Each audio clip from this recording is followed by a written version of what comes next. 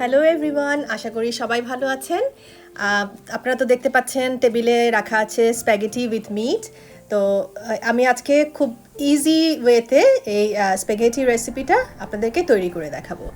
তো আসুন কি কি ইনগ্রিডিয়েন্টস লাগবে আমরা দেখে নিই।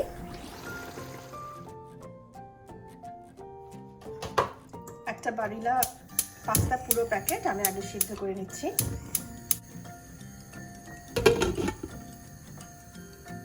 স্প্যাগেটিটা সিদ্ধ হয়ে গেছে, আমি এখন এটাকে একটা স্ট্রেনারের মধ্যে নিয়ে পানিটাকে ফেলে দিচ্ছি। এখানে গরুর মাংসের কিমা 2 কাপ আছে। এটার সাথে আমি অ্যাড করব গুঁড়া মশলা। এটার জন্য আমি নিয়ে নিয়েছি ধনিয়া গুঁড়া, জিরা গুঁড়া, গরম মশলা গুঁড়া আর আদা রসুন গুঁড়া, এবং এর সাথে অ্যাড করেছি আমি লবণ। তো এগুলোই সব কিছুই আমি হাফ টিস্পুন করে নিয়েছি। লবণটা নিয়েছি 1.5 চামচ নিয়েছি আমি লবণ। আর এখানে প্রায় আধা কাপের মতো টমেটো পেস্ট আছে। এটার সাথে আমি আরও হাফ কাপ পানি অ্যাড করে এটাকে একটু পাতলা করে নিব আর কি। আধা কাপ পরিমাণ পানি এবং আধা কাপ পরিমাণ টমেটো পেস্ট। আর আমি ইউজ করব এখানে পেঁয়াজ কুচি, রসুন কুচি এবং দুটো ছোট টমেটো ছিল, এটাও আমি অ্যাড করে দিচ্ছি। তো চলুন আমি কিমা রান্নাটা শুরু করি। আর অ্যাড করব আমি এখানে অলিভ অয়েল আছে, প্রায় 2 টেবিল চামচের মতো আমি অলিভ অয়েল অ্যাড করব। তো রান্নাটা শুরু করা যাক।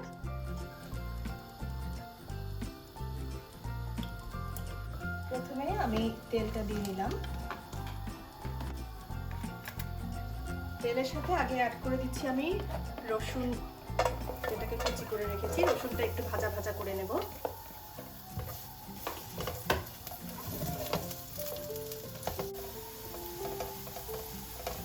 রসুনে একটু কালার আসতে শুরু করেছে, তো এর সাথে আমি এখন অ্যাড করে দিচ্ছি পেঁয়াজ কুচি।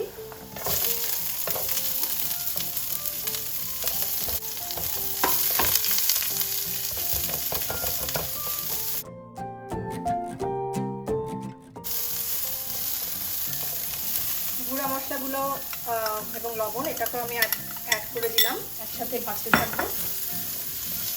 হালকা ভাজা হবে পেঁয়াজ, কিন্তু এটা বেরেস্তা হবে না, জাস্ট হালকা একটু পেঁয়াজটা সিদ্ধ হয়ে আসবে, কারণ কিমা তো একসাথে পেঁয়াজ সব একসাথে রান্না করা যায়। জাস্ট আমি একটুখানি গন্ধটা, কাঁচা ভাবটা যাওয়ার জন্য একটু তেলে দিয়ে দিচ্ছি। টমেটোটাও অ্যাড করে দিলাম।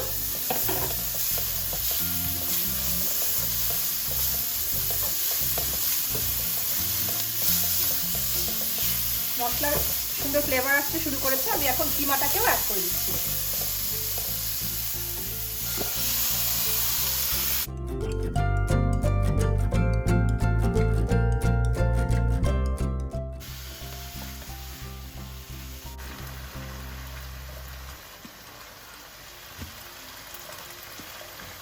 আমার সিক্রেট ইনগ্রেডিয়েন্টটা হচ্ছে বেগুন।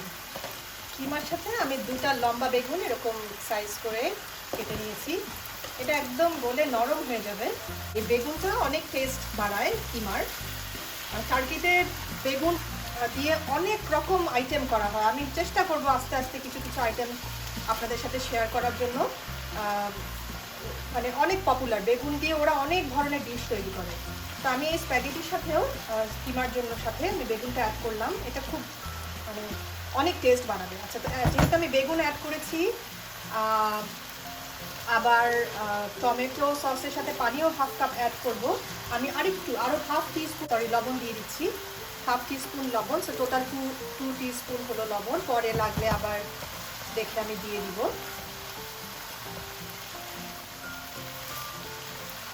আচ্ছা, আমি এখন টমেটো সসটাও অ্যাড করে দিচ্ছি।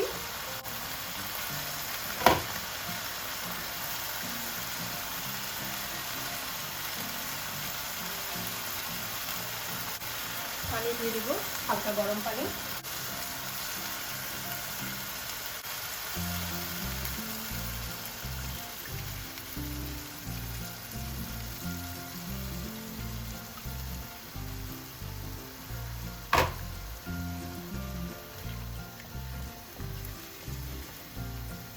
এখন আমি সিদ্ধ করার জন্য এটাকে ঢাকনা দিয়ে প্রায় 10 থেকে 15 মিনিট হালকা মিডিয়াম আঁচে রেখে দেব। বেগুনগুলো একদম সিদ্ধ হয়ে নরম হয়ে যাবে। এখন আমি আঁচটা কমিয়ে 10 থেকে 15 মিনিট আমি এটাকে সিদ্ধ হতে দিব। এখানে আরেকটা প্যান বসিয়ে দিলাম। পাস্তার জন্য আমি একটু বাটার ইউজ করব।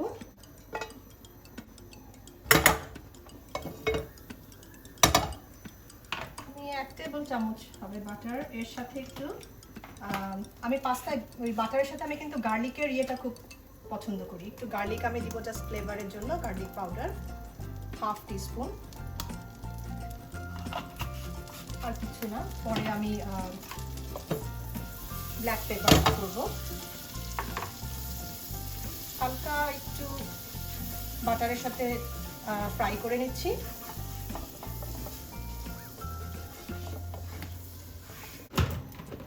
আমি এখন পাস্তা অ্যাড করে দিচ্ছি বাটারের সাথে।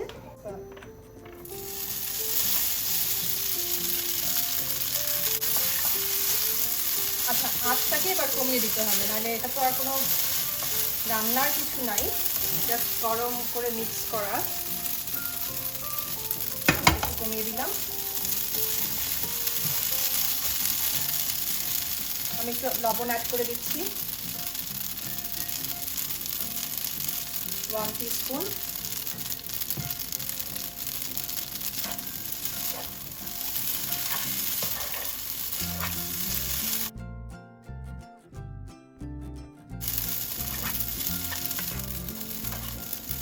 ব্ল্যাক পেপার অ্যাড করে দিচ্ছি।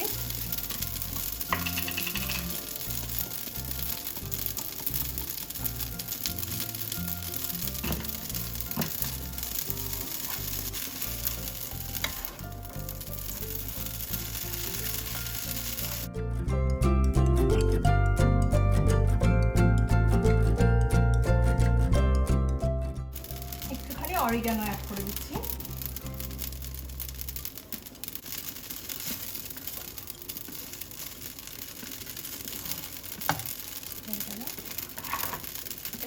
অল্প আছে, একদম অল্প আছে। আমি 5 মিনিটের জন্য জাস্ট একটুখানি সবকিছু একসাথে হওয়ার জন্য।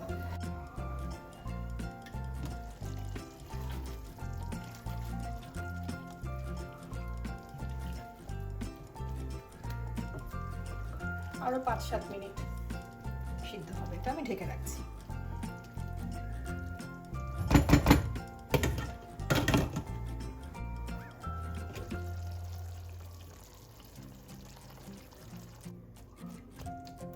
বেগুনটাকে একটু ভেঙে ভেঙে দিচ্ছি আমি। একদম সিদ্ধ হয়ে গেছে, সফট হয়ে গেছে বেগুনটা।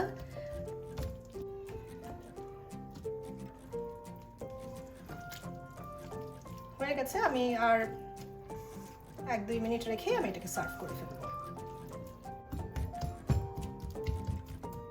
লাজানিয়া রান্নার সময়ও কিন্তু এই মিটটাকে একইভাবে আমি প্রিপেয়ার করি। তো মানে এই রেসিপি দিয়ে আপনারা লাজানিয়ার কিমাটাও তৈরি করে ফেলতে পারবেন একইভাবে। অনেকে ক্যারট অ্যাড করে, বা অনেক সময় অনেকে ক্যারটটা পছন্দ করে না, যখন বাচ্চারা ক্যারটটা পছন্দ করে না, সো আমি অ্যাভয়েড করি ওটাকে।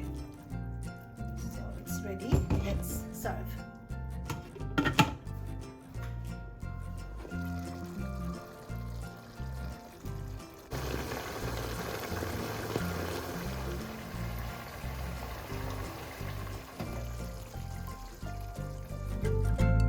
খুব অল্প সময়ের মধ্যে সামান্য ইনগ্রিডিয়েন্টস দিয়ে একদম ঝামেলা ছাড়া খুব মজাদার স্বাস্থ্যসম্মত একটা রেসিপি কিন্তু আমি আপনাদেরকে তৈরি করে দেখালাম।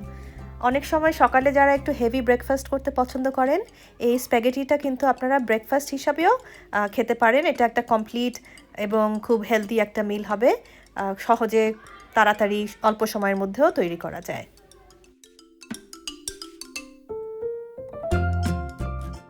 মিট কিছুটা থেকে গিয়েছিল, তো আমি একটু পরে আপনাদেরকে দেখাচ্ছি আমি কিভাবে আরেকটা আইটেম তৈরি করেছি মিট এবং এই স্প্যাগেটি যে এক্সট্রা ছিল সেটা দিয়ে, প্লাস আরেকটু মিটও কিন্তু আমি রেখে দিয়েছি। সেটা দিয়ে আমি নাচোস তৈরি করে খুব শীঘ্রই আপনাদের সামনে সেটাকেও প্রেজেন্ট করব।